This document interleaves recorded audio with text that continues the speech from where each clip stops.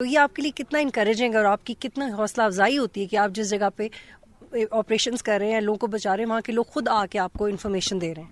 یہی ہماری جو مین طاقت ہے وہ یہی ہے، کیونکہ عوام کا بھروسہ یہی ہمارے لیے جو طاقت ہے، اور یہی ہمیں انکریج کرتے ہیں کہ کوئی بھی کام مطلب فوج جو ہے صرف جو ہے بارڈروں تک محدود نہیں ہے.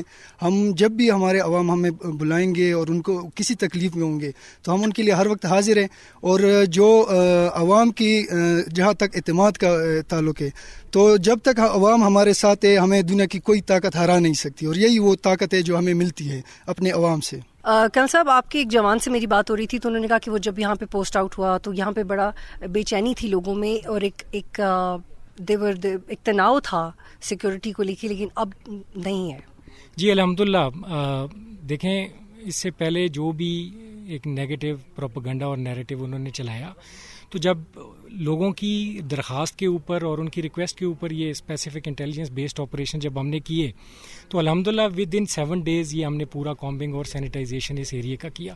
اس کے بعد پھر لوگوں کا جو جنرلی کمیونیکیشن گیپ ہوتا ہے وہ ختم ہوا، اور لوگوں کا ملنا آپس میں ہمارے ساتھ بڑھا، تو ہمیں ان کی پرابلمس بھی سمجھ آئے اور وہ ہمارے ساتھ تعاون ہونے شروع کیا. تو سیکیورٹی سچویشن اوور آل اگر دیکھی جائے تو بالکل ایک سیٹسفائیڈ اور اسٹیبلٹی کی طرف ہے. اور سوشل میڈیا کے دور میں جو اس سے پہلے جو سیکیورٹی آپریشنز ہوتے رہے چھوٹے بڑے پیمانے پہ، اس پہ سوشل میڈیا کا رول نہیں تھا، لیکن جو سوشل میڈیا کا ایک پینکنگ رول ہے، اس کے لیے آپ کا کیا پیغام ہے؟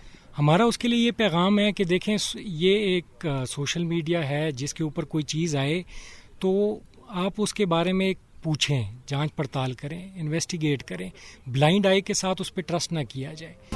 سبسکرائب کریں اور بیل دبائیں تاکہ کوئی خبر رہ نہ جائے.